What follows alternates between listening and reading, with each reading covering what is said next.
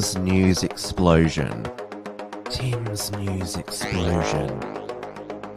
Tim's News Explosion. Tim's News Explosion. Tim's News Explosion. Tim's News Explosion. Tim's News Explosion. Tim's News Explosion.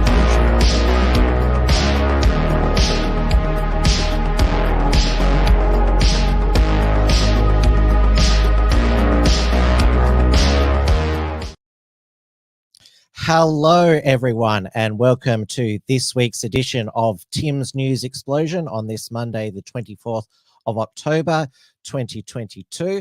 We are live on the Wilmsfront YouTube, DLive, and Odyssey channels, as well as on the interactive entropy software, which I've put the link into the live chat where you can ask a direct question and also send through a super chat to not just support this program, but all Unshackled Productions. Hello to everyone in the chat, and thank you, Kesho, for being sorry for spamming the chat.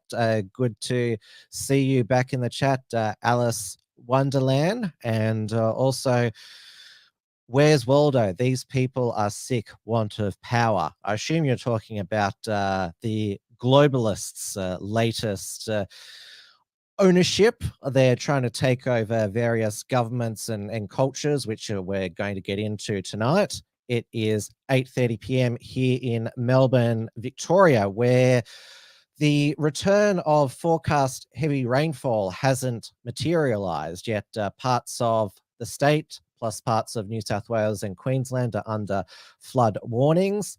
Sadly, there was a death of a 28-year-old woman in Mudgee, New South Wales today in flood waters. Because the rain held during the weekend, the crowds flocked to Melbourne's sporting events. On Saturday afternoon, there was the horse racing Cox Plate, crowd of 41,720. It's the lead into Melbourne Cup Week. It was a sellout of the A-League Men's Melbourne Soccer Derby between Melbourne Victory and Melbourne City at Amy Park, which can fit 30,000 people. And the biggest crowd of the weekend was on the Sunday night between India and Pakistan, because Australia is hosting the T20 World Cup. So 90,293 saw a thrilling game with India win it in the last over. Thankfully, it was 100% peaceful, unlike the aftermath of an India versus Pakistan game in the UK city of Leicester, which led to, well, it seems weeks and weeks of riots at night. I guess the fact that the MCG was nearly full between two national teams that didn't include Australia, it's just a sign of the changing demographics of Melbourne in particular. Certainly was a better game than the night before on the Saturday at the SCG, Australia and versus New Zealand. So Captain Woke, Pat Cummins, oversaw Australia losing by 89 runs, and he bowled 0 for 46. And speaking of woke sports, Gina Reinhart decided to withdraw her $15 million sponsorship offer from the Australian Diamonds netball team. So she obviously heard the unfair and backlash against her kind sponsorship offer that she's provided for Swimming Australia. So saw that her help was not wanted there. Gina Reinhart, on the weekend, she did donate $1 million to the Perth Kids Telethon. So Gina Reinhart, she is certainly, her philanthropy it hasn't been deterred by the ingrates of the Diamonds, and yeah, they'll just have to get sponsorship money from elsewhere. I mean, good luck, Netball Australia trying to stay afloat now. Now, over the weekend, it was the closing of the 20th Chinese Communist Party National Congress, and President Xi Jinping, as everyone predicted, was re-elected, if I put that in quotation marks, for a unprecedented third term after the disastrous, murderous, tyrannical rule of Mao Zedong during the after the Communist Revolution from 49 to 76. Two-term limits were introduced. So a president could serve no more than 2 5-year terms as president. And Xi Jinping, who has been president and paramount leader of the People's Republic of China, managed to get it changed. He was first elected. I should always do this with a quotation mark because it's a one-state totalitarian dictatorship. So he will be in power until at least 2028. And as many people were shocked by this footage of his predecessor, Hu Jintao, president of the PRC, from 2003 to 2013, he was physically removed from this is when the foreign media cameras came in. And so the world's media, this is why this footage exists, because they were invited in. And he's 79 years old. Xi Jinping is 69 years old. As you can see, he looks quite frail and confused. Alice in Wonderland says, Xi Jinping is more of a dictator than Mao, people are saying. Well, who knows what he's got planned for the next 5 years. I mean, the Uyghur concentration camps, that's obviously been one of his most egregious human rights violations. Honest Jim Warren says, look at China's diversity. Yes, you can see all Han Chinese there.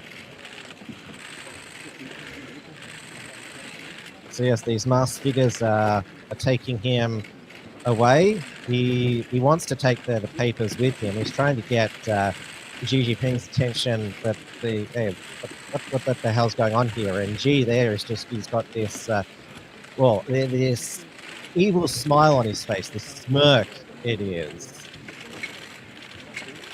And yeah, he's being led away undignified there. And yes, because Xi Jinping did say that they want to have, as they call it, reunification with Taiwan. And so this article in Foreign Policy online magazine by James Palmer, as the title is what a lot of people were wondering watching that footage. What the hell just happened to Hu Jintao? And so, as it says, as he goes here, Hu was never as powerful as Xi. His time was in the era of so-called collective leadership. During his tenure, corruption rose, and more dangerously for the party, public coverage of corruption rose, as did freedom of speech online, and to a limited extent, civil society and NGOs. Since stepping down as CCP leader in 2012, Hu was lauded by party media. In a stark contrast to Xi, relinquishing power, he has largely been off the stage. So this article puts 3 possibilities. One possibility is that there was an unexpected COVID-19 diagnosis, which he was unaware, but this would mean a PCR test was processed at just the wrong moment, coming up positive when the rapid test administered to everyone who comes near the leadership failed to catch anything. Because yes, remember that China, under Xi's rule, will continue to have a strict COVID-0 policy. And yes, that applies to the Congress as well. And so maybe he was taken off to some a quarantine facility. The second possibility is that information suddenly came up that made Xi, who would have to have personally approved such a move, afraid that Hu might abstain or even vote against him in the rounds of an otherwise unanimous voting that finish off the party Congress. So that could have been a remark by Hu to his former colleagues backstage, or perhaps even signs of dementia that caused a sudden panic that something might go wrong. That would make huge confusion understandable. But Hu, I will say, he did look like he had more wits about him than Joe Biden, I must say. But the third and most disturbing possibility is that it was planned, and we just witnessed Xi deliberately and publicly humiliating his predecessor. And Xi, in his third term, has stacked the executive of China with all party allies. So yes, this is he's surrounded by complete yes men now. Xi, they're all around his age, so mid to late 60s. So he certainly doesn't want to pick someone young enough to be a successor. There's many online commentators saying that Xi could be president until he dies, which could be as late as 2037. They're saying when he'd be in his late 80s there. And of course, Xi Jinping, he talked up the so-called superiority of his COVID zero approach, which he said was about putting people first, saving lives, and also claimed that the figures that were put out that China's GDP had grown by 3.9% for the third quarter. Many of the CCP and COVID zero simps claimed that, see, this is why COVID zero works. But if it is about saving lives, there was previously a deadly bush crash to a quarantine facility where I think it was over a dozen died, and now a 14-year-old girl died after she was put into a Chinese COVID quarantine center. Her parents are demanding justice, which is, I'm surprised that they're, when I say daring to speak out, they obviously are brave, but it's very dangerous now. Just any form of dissent or any dissent against COVID zero is legitimate. So she developed a fever for 2 days after being taken to the center in Ruzhou, Hainan province last Friday. Videos of her shaking and convulsing on her bed sparked an outcry online in China, which retains strict pandemic controls. Her family shared the clips, appealing for help and accountability. So officials contacted by the BBC have yet to comment on the allegation or the cause of, her name was Zhou Jingjiang's death, which remain unclear. In the video, her father, Go Lili, says workers at the center had failed to provide any treatment to Jing as her condition worsened. On Sunday, she'd begun to convulse, dehydrate, and shaking, is in the video uploaded to Douyin, Australia's local version of TikTok. Just absolutely heartbreaking, cruel, no humanity in that approach at all. Now, over here in the West, I mentioned that there's plenty of CCP COVID zero simps, but the most bizarre analysis piece on Xi Jinping's pending third term came from, guess who at the ABC? Stan Grant, who said, to understand China, you need to understand whiteness, yet it's missing from the conversation. And so he starts off that AUKUS, because an alliance, he refers to it as a race-based military bloc of white countries, and he actually quotes China's ambassadors to Australia Zhai Quen, are saying that's how it appears in other countries. And so it goes through the whole modern history of China and Japan. And he says the Japanese themselves cannot be separated from the project of whiteness. So, and he says that it goes on to say that basically that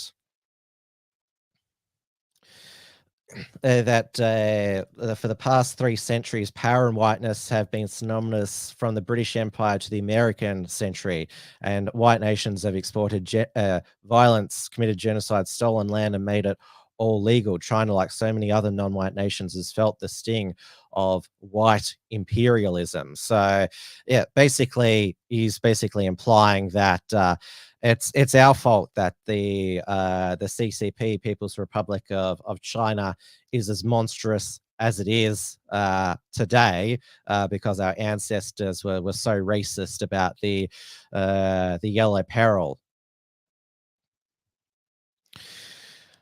Now, going on to the other great globalist project, because obviously Klaus Schwab at the World Economic Forum, he invites Xi Jinping to speak every year at their annual meeting at their Davos lair. One of their proteges is on the brink of becoming British Prime Minister, Rishi Sunak. So Liz Truss, she resigned as Prime Minister after just 44 days in office, after she made it to the final 2 of the Tory MP vote with Rishi Sunak. The Tory party members voted for her over Rishi Sunak. Rishi Sunak was rejected by the Tory members because he was the one who was Boris's chancellor and stabbed him in the back. I got starting Boris's removal, who the Tory party base, they wanted Boris to come back, but Boris ruled himself out because basically the Tory establishment's people who forced him out, they were going to blow the joint up again if he returned. So there's a lot of Tory party members tearing up their membership, because what is the point? The MPs just keep removing who they vote for. And yes, British politics, it's if our revolving door prime ministership back in the 2010s made us a laughing stock shambles, this Tory revolving door prime ministership has got nothing on that. So British bookmakers reportedly taking bets on who will last longer, Liz Truss as prime minister or a lettuce, which decomposes in 35 days. So the lettuce lasted over.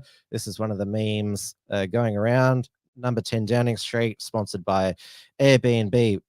Perfect for short stays. So Rishi Sunak is the choice of the globalists, the Tory establishment, by a lot of the fake conservative media in the UK.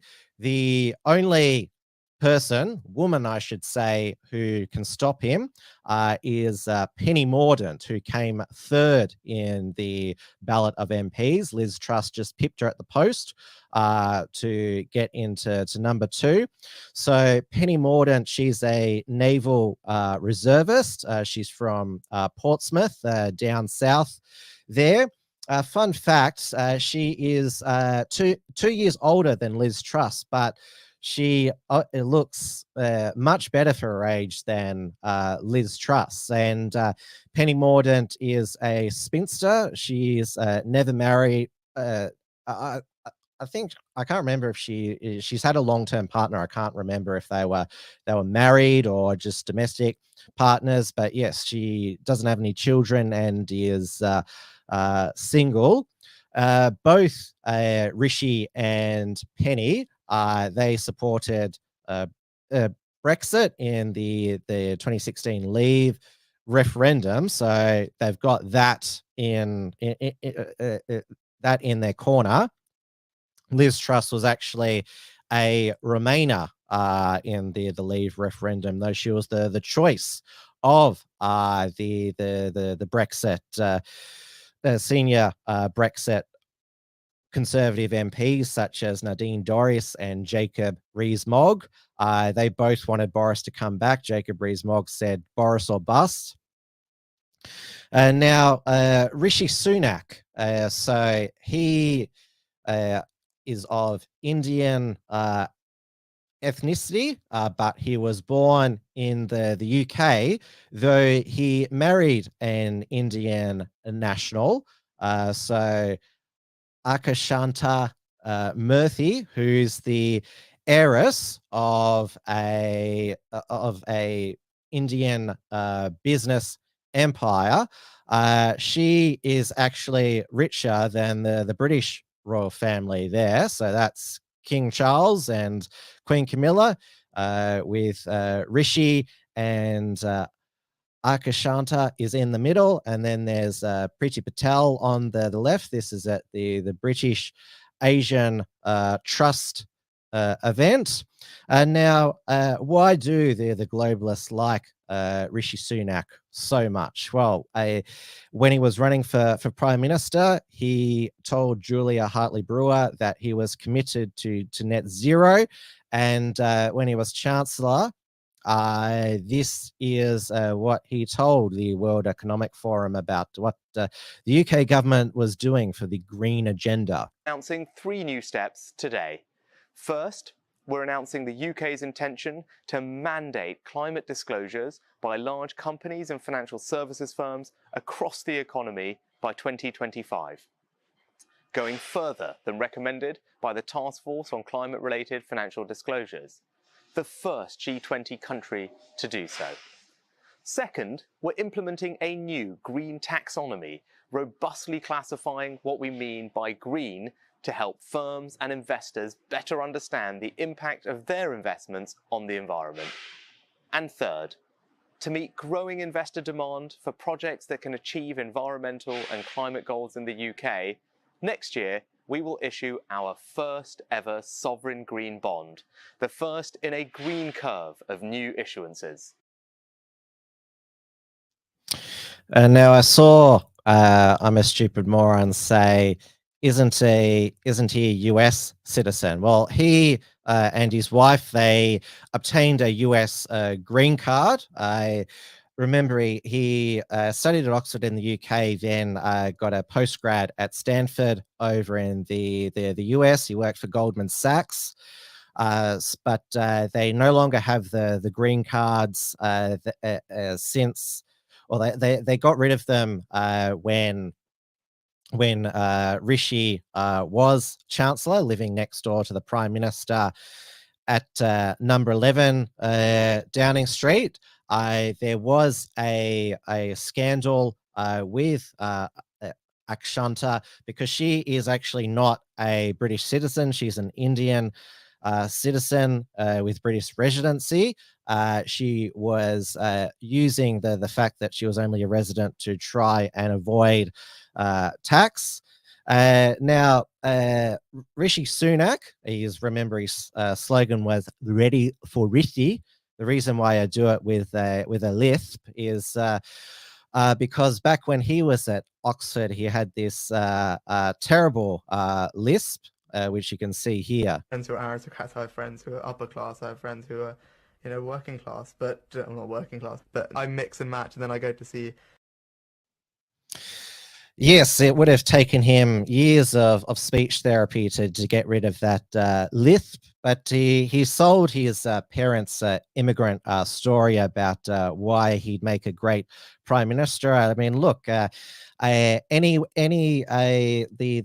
son of migrants can get into the British aristocracy and then become the globalist golden boy to become Prime Minister. Now, given that he would be the first British Prime Minister who is not an Indigenous Brit, This has certainly got some people talking, and there was an interesting phone call to LBC from Jerry from Lowestoft, a Tory party member, to Sangeeta Meskia, where he was talking about how British he thought Rishi Sunak was or wasn't. Hi, a great show, by the way. Thank you. Let me just say first, I am a Tory party member, and my dad was a constituency chairman. And we support Boris, and I'd say, in my estimate, 80% of the members support Boris. So that's where we're at. And our perspective is different to, the media perspective, the markets. Both my daughters work in the city. There's a lot of AI algorithms coming from abroad, tampering with the markets. Now, we can't let the markets and the media run our country. It's a democracy. We are the voters, and we support Boris. So we want Boris back, and Boris has the best chance of winning the general election next time.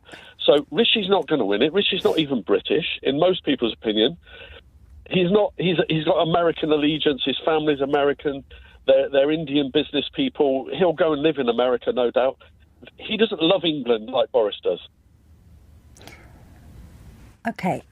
Jerry, to my knowledge, Rishi Sunak was born in the UK. He went to Winchester School, which, as you know, is a long-established public school in this country. As I understand it, he was born at Southampton General Hospital. Well, can I just say, one of my mates, I was in the military, one of my mates was born in Uganda.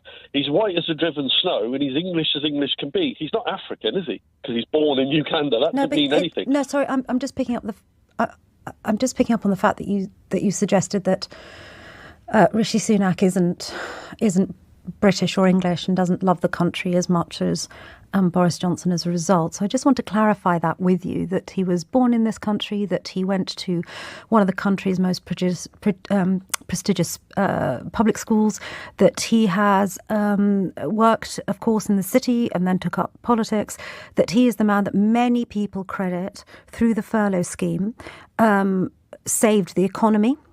And you don't think that proves that he's British? Holds a green card. His wife and the family business, their fortune. Now, it's an interesting. Obviously, what he says, you're not really supposed to talk about. Now, this host, Sangeeta Meskia, she was born in Tanzania in Africa, so she's a mixture of Indian and African, but it's true that you can be born in a foreign country, but obviously clearly not be part of that country's culture. I mean, the deputy federal opposition leader in Australia, Susan Ley, was born in Nigeria. Clearly, if you looked at her, nothing about her screams Nigerian. And Malcolm Roberts, One Nation senator born in India. If you look at him, listen to him, nothing about him screams Indian. Now, obviously, Rishi Sunak, he was born in the UK, raised there, speaks with a British accent, but certainly I think that because it goes for 8 minutes, this call with Jerry, he's not fixated on the fact that Rishi is brown, but Rishi's conduct and obviously his US connections as well. Is he for the British people, or is he for the globalist project? Although when he talked about globalists, Jerry, Sangeeta, she also didn't like that. his business. They seem to be globalists. They don't seem to love England. And you point out the furlough. Well, we actually see it differently. He gave away £400 billion and practically bankrupted our economy over the idiotic furlough payment. He did not bankrupt the economy. That's just factually incorrect. He did not bankrupt the economy. Also, may I ask you, hang on, Jerry, as we carry on, this is very important, Jerry. As we carry on this conversation, please don't use the phrase globalist again, because many of my Jewish listeners will find that incredibly offensive, because it has also been used at times as a racist put down to the Jewish community. So carry on, Jerry. If you wouldn't mind answering. That's not true. That's not true. I don't mean Jewish. If I meant Jewish, I'd say Jewish. I did not. Is somebody who has Jerry, once more, I'm going to give you one more chance. I have explained to you that many members of the Jewish community are offended by that phrase. Please do not use it. Please answer my question. You say. Doesn't Sangeeta know that offence is taken, not given? As he said there, he doesn't mean it as an anti-Semitic slur. He's not referring to Jewish people. The globalists are made up of all different races, religions, and ethnicities. I mean, Klaus Schwab, head of the World Economic Forum, he is German Swiss, and yes, there's Jewish people as part of the globalists, there's Muslims, there's white Anglo-Saxon Protestants, there is Indians and Africans. I mean, it's a very diverse lot. Now, I saw that further up here, Alice in Wonderland said if Boris doesn't come back, they're stuffed. Well, Boris isn't coming back. I saw Nigel Farage say that Rishi could not retain the red wall, those northern electorates that Boris Johnson won, working class electorates that he won in the north in 2019. So as we go to air, it's just past 9 p.m. Melbourne time, which means that's 11 a.m. over in London. So it's the deadline today because one of Liz Truss's final meetings as Prime Minister was with Sir Graham Brady of the 1922 committee, sorting out how they're going to rig the rules again to decide who her replacement was. So the candidates have to get 100 signed signatures from fellow MPs to be on the ballot. So Rishi Sunak has got that. Penny Mordaunt not yet hasn't. We'll see if she does. If she does, then it will go to an online members vote. It won't be like a 6-week campaign mail-in ballot like last time. If the members do get a say and it's not a stitch up by the Tory MPs, then Rishi will be Prime Minister by today. If it's a members vote, Penny Mordaunt will win because she is the most popular amongst the members. While the British government and political system is in a decadent state, so is the state of British culture, with probably the lowest, most degrading night of British television on Friday night, Channel 4, on their revived Friday night live program. So this transgender musician, who was an a voice contestant, Jordan Gray, stripped naked live on TV, live in front of the studio audience, and played their piano for the rest of the song with her penis. And it's blurred out there, but that was uncensored on national British television. And you can actually You can actually find the footage quite freely on Twitter because Twitter allows nudity and porn currently. Elon has promised to punt porn from the platform, but so there is a campaign to put in complaints to Ofcom because apparently the studio audience lapped it up. And so it was hosted by Ben Elton, this live show, and he apparently, after the sketch, it was called a sketch, Ben Elton, who's an Australian citizen as well, I should add. Now that's what I call a knob gag. Well, I think people were gagging as in wanting to throw up. And so the 90-minute show, so this occurred at after 10 p.m. UK time, also featured appearances from Stephen Fry, Dawn French, and Jennifer Saunders. So now, as this Daily Mail headline said, it's been labelled as misogynistic and offensive because many women's rights campaigners have said, like, look, this is mocking woman. The fact that this trans woman is showing that she still has a penis is mocking the female identity. But forget the fact that she's a trans woman. For her to do this, she has no dignity, decency.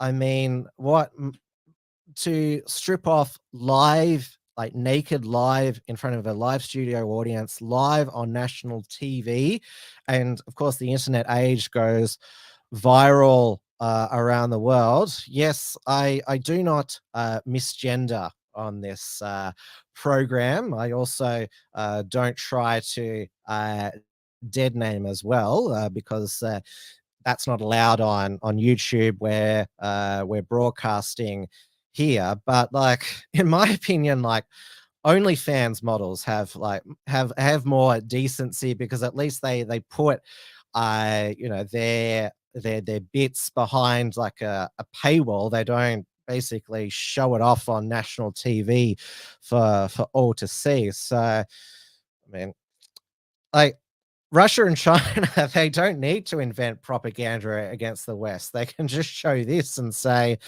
you want to, fight to stop the West. We're fighting to stop this coming into our country. Now, even worse is that this performer, Jordan Gray, is a patron of this charity called Educate and Celebrate, which is like an LGBT education. It runs LGBT education programs for workplaces and schools. And so this is what Jordan has said about the education she gives. I go into schools to talk about gender as part of a campaign called Educate and Celebrate. Toddlers kind of get it straight away. I went to one school recently where there was a 7-year-old transgender girl, and her 4-year-old classmate who was a boy said, Jessie's a girl and she wants to be a girl, and I am a boy and I want to be a boy. And that's that. Young minds are very accepting. It's teenagers who are harder to get through. To go in to a secondary school would be terrifying, but it's good to educate these kids when they are young.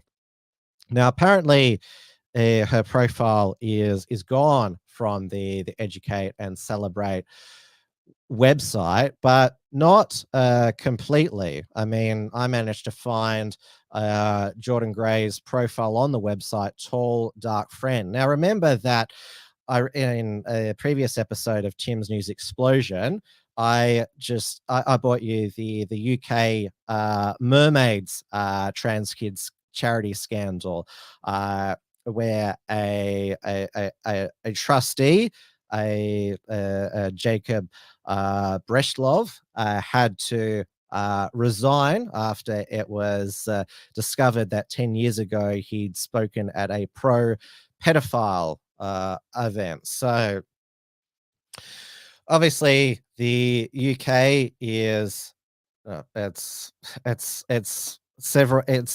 way more down there the decadence scale than us, though what happens in the UK and the US slowly comes down under here in Australia as well. Now, moving on to the US, speaking of that, now Alex Jones, as you know, he is the total defamation amount that he's been ordered to pay the Sandy Hook families is now at 1 billion. Now they are asking for, no, I don't want to buy your InfoWars products, Alex, sorry. So they are now seeking 2.75 trillion in addition to the billion they've already got. So they are seeking the highest possible amount in punitive damages in hopes of taking Jones off the air forever. So they're trying to silence him. The cartoonishly large amount, which supposedly factors in 550 million social media exposures that InfoWars would have generated on YouTube, Twitter, Facebook in the 3 years following the mass shooting, and multiplies it by 5,000. So yes, I mean, has there ever been a damages payout in US history in the trillions? I mean, that's about 1/10 of the US national debt. And yes, they make no bones about it that this show trials that he's been subjected to, it's designed to silence him, take him off the air. Does anyone know what's greater than a trillion? Because that's what they'll be demanding next. Now, obviously, another personality that they're trying to cancel is Ye, formerly known as Kanye West. I think if I continue to call him Kanye West, is that dead naming? I'm not sure if because obviously you can't dead name trans people. Is it the same with like when someone like him changes his name to Ye?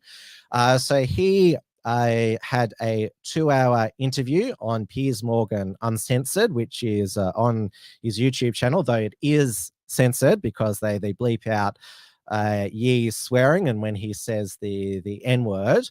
And so Ye calls Piers Chris a lot of the time.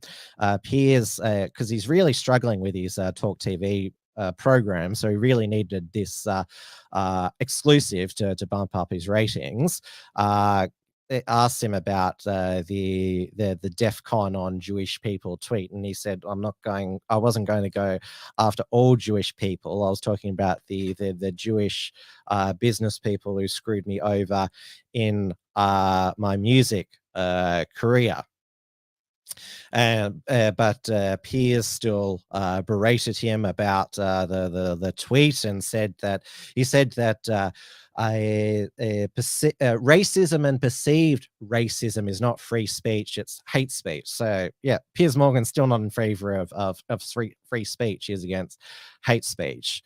Now, because Ye is friends with Candace Owens, a Daily Wire host, which is owned by Ben Shapiro, a Jewish man who has defended Candace Owens for defending Kanye West.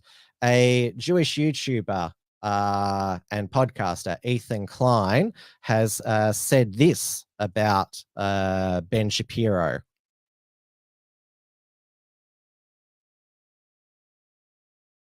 I was just going to say, if there's another Holocaust and people start rounding up the Jews,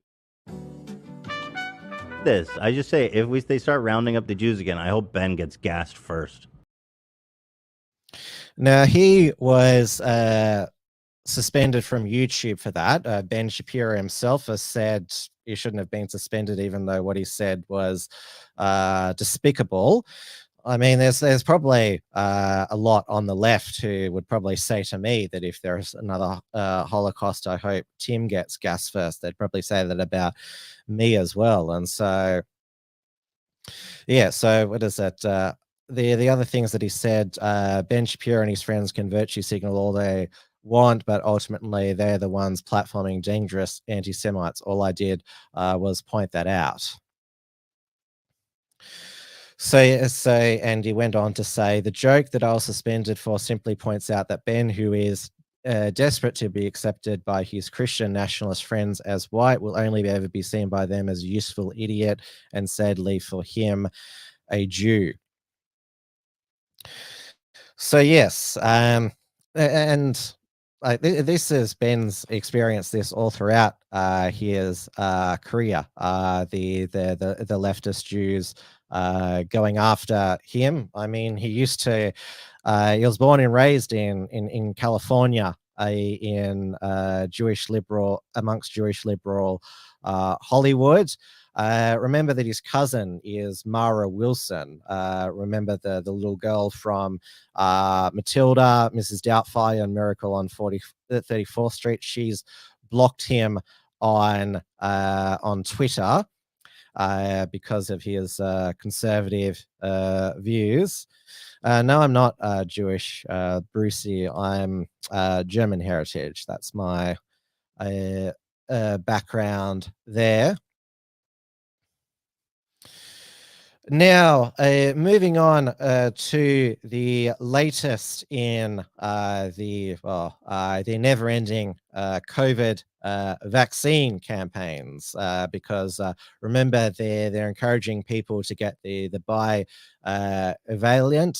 mRNA vaccine, and last week the United States Center for Disease Control added the COVID-19's vaccines, and you can pretty much only get mRNA in the United States. The FDA and CDC, they full just wave through everything that Moderna and Pfizer do. So the committee voted 15-0 in favor of adding the vaccines to the schedule.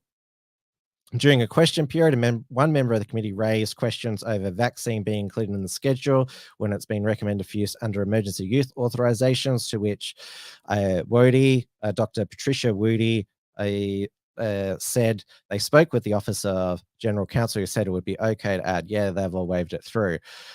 So they also voted to add the vaccination to the federally funded Vaccine for Kids program, which provides vaccines to children at no or low cost to families. While the schedule serves as a recommendation regarding vaccines children should receive by a certain age, some schools use the schedule as guidelines for their required vaccinations to enter school. And Charlie Kirk lists the states that basically just adopt the CDC vaccination guidelines and mandate them for all children. Now, since then, the CDC director, as you can see there, Dr. Rochelle Walensky, she just had her bivalent vaccine, and she's just tested positive for COVID, has mild symptoms. So obviously we wish her a very fast and speedy recovery. Now, over at Paul Joseph Watson's Summit News, one of his contributors has reported the fact that if an Australian dies from the COVID-19 vaccines, the Australian government will pay for the funeral as part of the compensation there. So, and they'll also provide if you're hospitalized, they'll pay compensation of up to $600,000 there as well. Now, obviously, last week I spoke to you about the unfolding Ebola outbreak in Uganda. It's now spread to the capital of Uganda. There's nearly 10 cases in the capital of Uganda there. I'll just make sure that I get the pronunciation of it right. It's pronounced Kampala there. So, but as I mentioned to you, luckily that they're trialing a vaccine on close contacts in Uganda there. So if it spreads globally, luckily there's a vaccine ready to go. Mad Pyman says the Biden strain is going around, just makes you forgetful and incompetent. I think that's just him. Now back to Australian domestic issues. Now it seems that over the weekend, Lydia Thorpe, she's decided to be a bit more humble, shall we say. So she's referred herself to the Senate Privileges Committee, and could be the first senator to be personally censured by the Senate since far-right Senator Fraser Anning, after it was revealed she had been in a brief relationship with former Rebels Bikies President Dean Martin. So the opposition and One Nation, they are going to be supporting some form of censure. Labor is leaning towards supporting some form of censor motion. So it'll be discussed at a party room meeting on Tuesday. Peter Dutton has also said that when the NAC, the National Anti-Corruption Commission, is established, that Peter Dutton would refer her to that as well. So the chair of the Law Enforcement Committee that Lydia Thorpe was on, Helen Polly, has launched an inquiry that will report back on Tuesday into what confidential briefings the Green Centre may have received about motorcycle gangs and organised crime when she was a member of the Joint Committee in 2021. And on Saturday, The Age reported that Thorpe repeatedly questioned the Secretary of the Department of Home Affairs, Mike Pizzullo, about the status of a suspected member of the Rebels bikie gang who was facing deportation to New Zealand during a hearing of the Legal and Constitutional Affairs Committee. Now, Lydia Thorpe has resigned from the nothing position as Deputy Greens Senate Leader. But Peter Dutton has called for her to leave the Parliament. She was re-elected for another 6-year term at the 2022 federal election. You can't expel a senator, and nor should other senators have the power. The only way a senator can be disqualified from being in the Senate is Section 44. I don't think she's a dual citizen. The other things is if you're undischarged bankrupt, or if you have been convicted of an offence carrying 12 months imprisonment or more, or holding an office of profit under the crown. So I told you on Friday on Trad Tasman Talk that while Lydia Thorpe was seeing Dean Martin, she was also in a relationship with the Australian Conservation Foundation, Gavin McFadden. So she was cheating on her then boyfriend. And this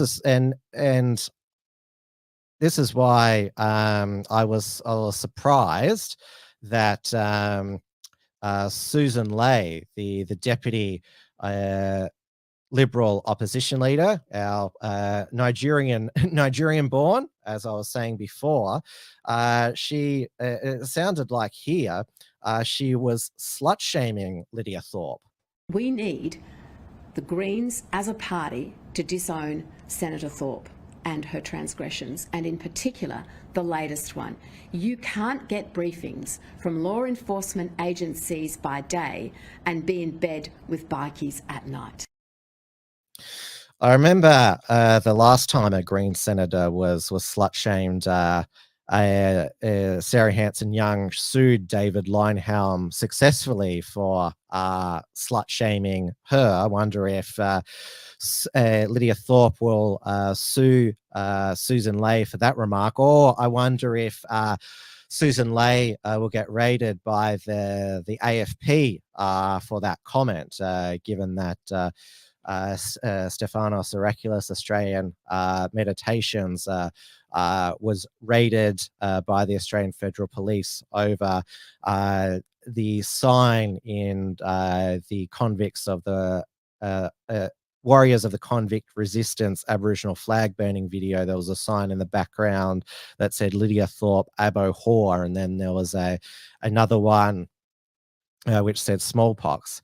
Yes, Susan Ley had to resign once before. While she was on a trip to the Gold Coast on official business, she popped by to purchase a property on the Gold Coast, but she did her time on the backbench, and I think was brought back by Scott Morrison as Environment Minister.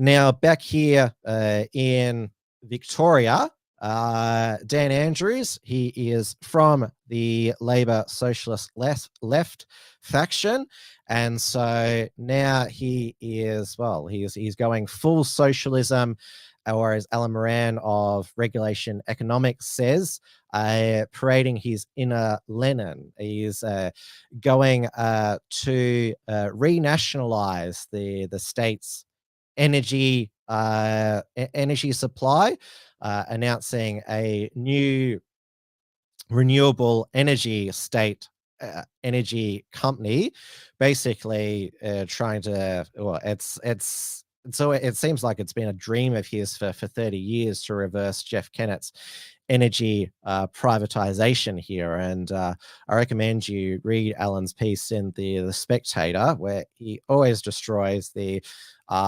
renewable energy and government intervention in the energy market. He's done show on Wilmsfront as well. Now, tomorrow night is the Albanese government's mini budget, or should I say fudget, delivered by Dr. Jim Chalmers, I should say, the Treasurer. He did his PhD on another Labor Treasurer, Paul Keating. So Albo and Jimbo, they were going through, they're flicking through the pages of their budget papers today for the cameras for that photo op. So we've been hearing hints about the budget for the mini budget for so long. We'll finally see it tomorrow night. If there are any spending cuts, tax increases, who's going to get what in infrastructure spending. Jim Chalmers has said there's going to be tough decisions because we're in $1 trillion of liberal debt. I mean, it's good that he actually acknowledges that debt is a bad thing. Then on Wednesday, we get the updated inflation figures. And then next Tuesday, not only will it be Melbourne Cup Day after Halloween, it'll also be the Reserve Bank meeting first Tuesday of the month, where they'll probably add another 0.25% interest rate. Yes, it'll be, Peak Ozyman said, a well-being budget as well, which Josh Frydenberg iconically mocked. I mean, I thought it was funny, even though he had to apologize for it. Full-on woke funding, all the special interest groups and voting box will be catered for. Yeah, probably. I would say that as well.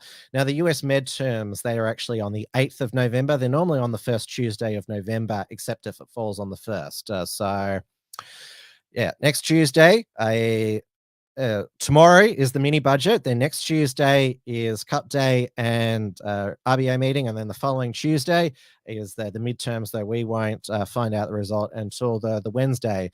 Coming to the end of the show now, still no update whether Penny Mordaunt has been able to get the 100 signatures for to be on the ballot, but you'll certainly find out soon. So thank you so much, everyone, for watching. As per usual, there'll be no Wilmsfront this Thursday, definitely won't be, but Trad Tasman Talk will be on this Friday night at the later time of 7 p.m. Melbourne time, 9 p.m. Auckland time on the Unshackled YouTube channel, myself and Stephen Berry. And don't forget to keep checking out the unshackled.net for our Unshackled Productions archive, including the report from Tiger Mountain and also our articles as well. So everyone, please stay safe, stay sane, and I should add, stay decent as well, given what I've had to discuss tonight. So good night, everybody. Tim's News Explosion. Tim's News Explosion. Tim's News Explosion. Tim's News Explosion. Tim's News Explosion. Tim's News Explosion. Tim's News Explosion. Tim's